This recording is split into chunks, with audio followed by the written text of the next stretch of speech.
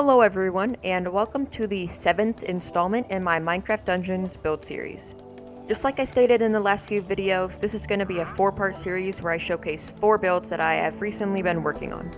The only difference this time is that not all these builds are completely connected in any real way, and they're mostly just some fun and interesting builds that I came up with. Lastly, just a small disclaimer, remember that all these builds have been cloned from the same character, that being my main character, so that's why they only have a Gong of Weakening in their inventory, and that's why a lot of their emerald counts are very similar. And without further ado, let's get right into this Nether focused build that I'm calling the Nether Knight. Starting off with my weapon, I have the Bone Cudgel. For the built-in skills, we have Great Pushback and extra damage to Illagers. As for enchantments, I have Void Strike, Sharpness, and Critical Hit. And for the Gilded enchantment, I have Echoing, or sometimes Strikes Twice. And for the Bone Cudgel, we have a large amount of power, a small amount of speed, and a decently high area. And all these stats really work in conjunction with each other to create a really hard-hitting weapon that is in need of some more skills to help boost its speed. Moving on, for my armor, I have the Golden Piglin armor. For the built-in skills, we have minus 40% potion cooldown, plus 50% artifact damage, and surprise gift, or can get consumables on potion use.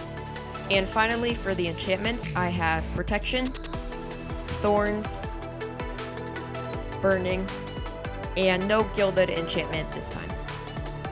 Next up, for my bow, I have the Pride of the Piglins. For built-in skills, we have piercing, or chance to fire piercing bolts, and wind up attack. Now for enchantments, we have power, rapid fire, and multi-shot. And finally, for the stats, we have a high amount of power and speed, but a low amount of ammo.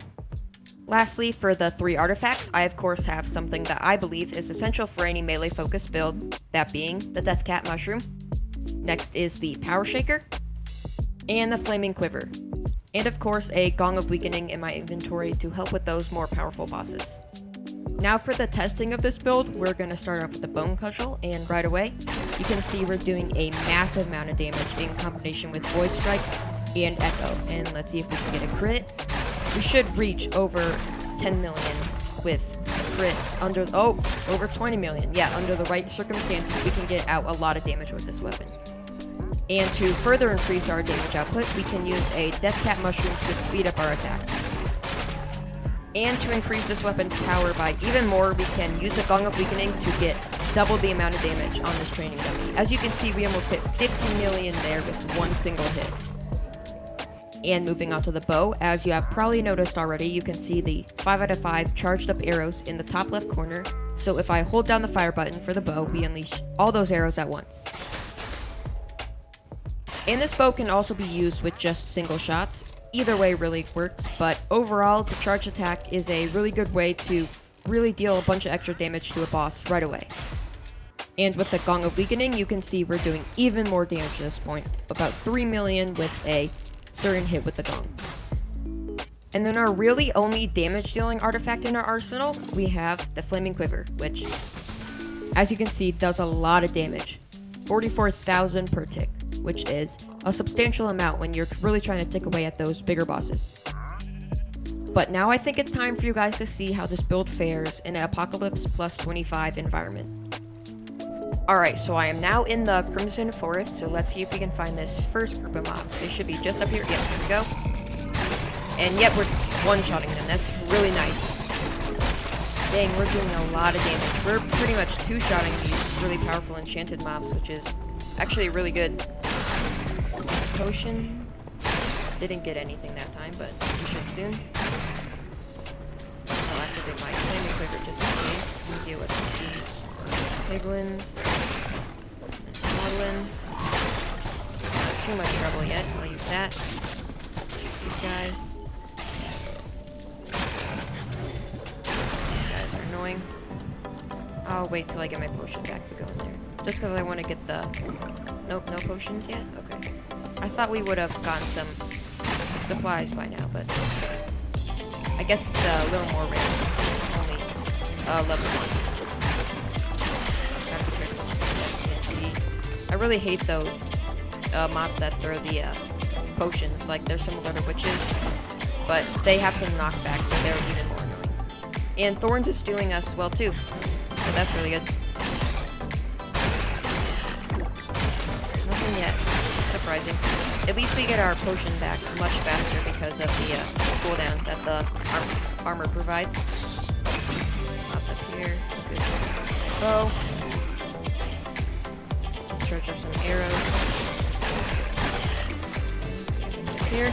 There we go. Nice amount of damage there. Power shaker. Gotta be careful here. That. Uh-oh. We're in a bad spot.